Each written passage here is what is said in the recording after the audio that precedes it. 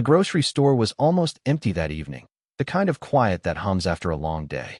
The soft buzz of fluorescent lights echoed between the aisles, and the faint sound of a crying baby broke through the silence. At the back of the store, near the dairy section, stood a young mother. Her hair was tied up in a messy bun, her jeans worn, and her eyes carried that tired, distant look of someone holding her world together with thin thread. In the small cart beside her sat a baby, cheeks flushed, hands reaching for the shelf. She picked up a can of baby formula, looked at the price tag, and froze. $38.99. Her lips trembled. After a few long seconds, she exhaled slowly, placed the can back on the shelf, and whispered, "I'm sorry, sweetheart." Her baby whimpered, as if understanding. A few aisles over, Rhett, a broad-shouldered biker with a faded Hell's Angels vest, watched quietly. He'd come in for something simple, cigarettes, maybe a sandwich, but now, his chest felt heavy. He didn't know her, but something about the way she moved, the exhaustion in her eyes, it hit close. He saw her grab a cheaper brand of food and a single pack of diapers. She checked the total twice before heading for the checkout. When she reached the cashier, she opened her wallet, and Rhett caught a glimpse of it. 2 crumpled bills, a few coins, and a photo of her baby smiling. The total blinked on the screen. She hesitated, then slid the formula to the side. "I'll just take the diapers," she murmured. The cashier nodded politely, trying not to look at her with pity. She paid, lifted her baby into her arms, and walked out, her cart rattling softly behind her. Rhett stood frozen. He looked at the can she'd left behind, then at the door. His hand clenched around the small bag he'd planned to buy. He didn't even think, he just moved. He grabbed the can of baby formula, threw down a few bills on the counter, and nodded at the clerk. "Don't worry about change." Outside, the rain had started to fall, thin and steady. The mother was struggling to load the baby into a small, beat-up car. Rhett jogged up, his heavy boots splashing through puddles. "Hey," he called. She spun around, startled. Her eyes darted to his vest, the patch, the tattoos, fear flickering for a second. I don't want trouble," she said quietly. Rhett shook his head, holding up the grocery bag. "Ain't trouble. You forgot something." She blinked. "What?" He handed her the can of baby formula. "For your kid." Her lips parted, confusion and disbelief mixing on her face. "I can't take that." He shrugged. "Already paid for it. Only way I'll take it back is if you return it to the baby." Tears welled up instantly. "You didn't have to." "Yeah," he interrupted gently. "I did." The baby cooed softly, reaching toward the can as if it knew exactly what it was. The mother covered her mouth, a sob breaking free. "I don't even know your name." Rhett smiled faintly. "Rhett." She wiped her tears. "Thank you, Rhett. You don't understand what this means." He nodded toward the baby. "I think I do." The woman hesitated, then whispered, "I wish there were more people like you." He gave a quiet laugh. "Trust me, sweetheart, the world couldn't handle more of me." He tipped his head, turned to leave. But as he walked away, he heard her call out, "Wait." When he looked back, she held up the baby's little hand and waved. "Say thank you to the nice man, Danny." Rhett smiled, the rain sliding down his beard. "You take care of him, all right?" She nodded, her eyes still shining. "I will. I promise." He walked back to his bike, fired up the engine, and took off into the storm. But something in him wouldn't quiet down. That look on her face, that mix of love and pain, it wouldn't leave his mind. By the time he hit the edge of town, he'd already made up his mind. He pulled over under a flickering streetlight, grabbed his phone, and called his crew. "Boys," he said, voice firm but warm, "we got something to do tomorrow." The next morning, the sun broke through the clouds. The storm washed away, but the memory still heavy on Rhett's mind. He didn't sleep much. He kept seeing her, that young mom standing in the rain, holding her baby close, trying to smile through the kind of pain you don't talk about. By dawn, he was already at the garage, wiping grease off his hands when Tank, one of his brothers, walked in. "You called late last night," Tank said. "What's up?" Rhett looked up, his expression firm. "Met a woman at the store yesterday. Couldn't afford formula for her baby." Tank frowned. "Happens more than it should." "Yeah," Rhett said quietly. "But not on my watch." Within an hour, the rest of the crew rolled in, bikes lined up, engines still cooling. Rhett told them the story, every detail. No one laughed, no one joked. When he finished, Diesel, the youngest of the bunch, shook his head. Man, that's messed up, he said. You know where she lives? Rhett nodded. Saw her pull out of the lot. That old blue sedan. I followed her just far enough to make sure she got home safe. Tiny house, edge of town. Tank grinned, lighting a cigarette. Then I guess we're going shopping. By noon, the crew had hit every store in the county.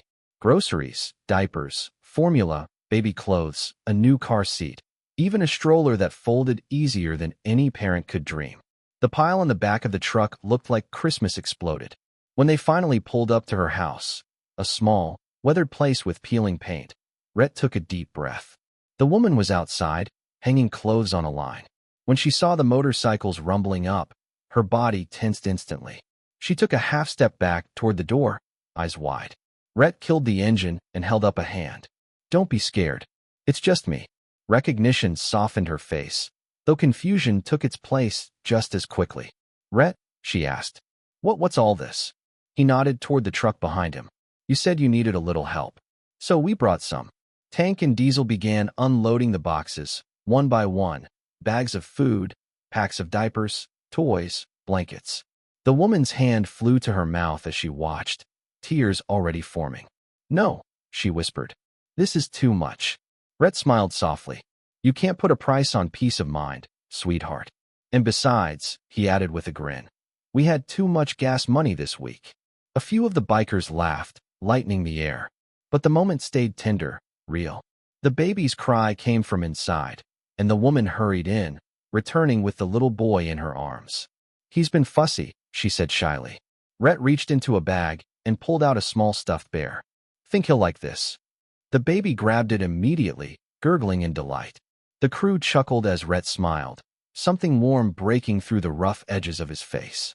You didn't have to do this, she whispered, still stunned. He looked her dead in the eye. Yeah, we did. 'Cause the world's hard enough as it is. And no mom should have to choose between diapers and food. She blinked back tears. I don't even know how to thank you. Tank smirked. Simple. When you're doing better, you help the next person who needs it. That's how we roll. The woman nodded, her voice trembling. I will. I swear I will. Rhett glanced toward the small yard, the broken steps, the worn-out porch, the sagging roof. He nudged Diesel. Get the tools from the truck. We're fixing this place up while we're here. What? The woman said, eyes wide. Rhett grinned. Can't have the kid growing up in a house that leaks. Besides, he said with a wink, you're part of the family now. And family looks after their own. The rumble of engines faded into the background as the Hells Angels got to work. What had been a quiet, broken-down yard just hours ago now buzzed with energy, laughter, hammering, the hum of an old drill, and the clinking of wrenches. Rhett stood by the porch, sleeves rolled up, helping Tank lift a new piece of wood into place. The smell of sawdust filled the warm afternoon air. Diesel painted over the weathered siding, and two of the younger guys were fixing the broken steps with careful hands. It wasn't fancy, it was honest. It was real. Inside, the woman, Samantha, stood in the doorway with her baby on her hip, completely stunned. Every now and then, she'd whisper a thank you, but her voice would always crack halfway through. When she finally spoke up again, it came out quiet, fragile. I didn't even ask for this. Why are you doing it? Rhett looked up from the porch rail he was sanding, wiping sweat from his brow. 'Cause I've been there, he said simply. Maybe not with a baby, but with nothing. And back then, someone helped me. I never forgot what that felt like. Samantha's lip trembled. But you don't even know me. He smiled faintly. Don't have to. Kindness don't need a background check. Tank chuckled from behind him. Ain't that the truth? By late afternoon, the house looked like new. The porch stood solid, the roof patched, the paint fresh. One of the guys even fixed her old car, replaced the spark plugs, topped the fluids, made it run smoother than it had in years. Samantha came outside, baby in her arms, staring at the transformation in disbelief. It's beautiful, she whispered. Rhett shrugged. Still needs work, but it's a start. She nodded, eyes glistening. You don't know what this means to me. I was this close, she paused, holding up her thumb and finger an inch apart, to giving up. But then you showed up. Rhett's expression softened. That's why you don't give up. Not ever. 'Cause you never know when someone's coming with help on two wheels. The crew gathered around her yard, dusted with dirt and sweat, but smiling like kids who'd just built something that mattered. Tank handed Samantha a small box from the back of the truck. She frowned. "What's this?" "Open it," Tank said. Inside were gift cards for groceries, gas, and baby supplies, hundreds of dollars worth. Beneath them was a small patch stitched with the Hells Angels logo. Only this one was smaller and embroidered with white wings. Rhett grinned. "We call that a guardian patch. Means you're part of our road now. If you ever need anything, food, help, protection, you call that number inside the box. We'll come." Samantha's tears finally spilled over. She couldn't speak. She just held her baby close, clutching the patch to her chest. "Thank you," she whispered. "Thank you for seeing us." Rhett's voice was low. "We don't just see you, ma'am. We got you." The baby reached out toward Rhett, giggling. He chuckled, taking the little hand gently in his own. "He's a fighter," Rhett said softly. "Got that look in his eyes." Samantha smiled through her tears. "Just like you." Evening crept in softly, painting the sky in streaks of orange and rose. The last nail was hammered in, the final coat of paint brushed over the porch rail. The air was filled with the faint smell of wood, rain, and gratitude. Samantha stood on her porch, barefoot, holding her baby close as the bikers packed up their tools. The little one had fallen asleep against her shoulder, his tiny hand clutching that small angel wing patch. The yard, once quiet and lifeless, now felt warm, alive.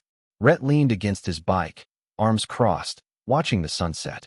Tank came up beside him, nudging his shoulder. "You know," he said, "you didn't just fix her house today. You fixed something in here too." He tapped his chest. Rhett chuckled, his voice rough but steady. "Yeah, guess that kid reminded me there's still light left, even for folks like us." Samantha walked over, her eyes red but shining. "I don't have much," she said softly, "but I made coffee. You boys want a cup before you go?" Rhett smiled. "You just fed our souls, darling. That's enough." She bit her lip to keep it from trembling. "You really don't know what you've done for us." He nodded toward the house. "Sure we do. You get to sleep tonight without worrying what tomorrow'll take away. That's what matters." She looked at the bikes lined up by the fence, at the group of men the world told her to fear, tattooed, loud, dangerous looking, now joking with her neighbors, laughing with her baby, one of them even fixing the loose gate hinge. Her throat tightened. "You're not what people say you are," she said quietly. Rhett smirked. "Good. Means we're doing it right." As the engines roared back to life, Samantha stepped off the porch, calling out over the noise. "Rhett."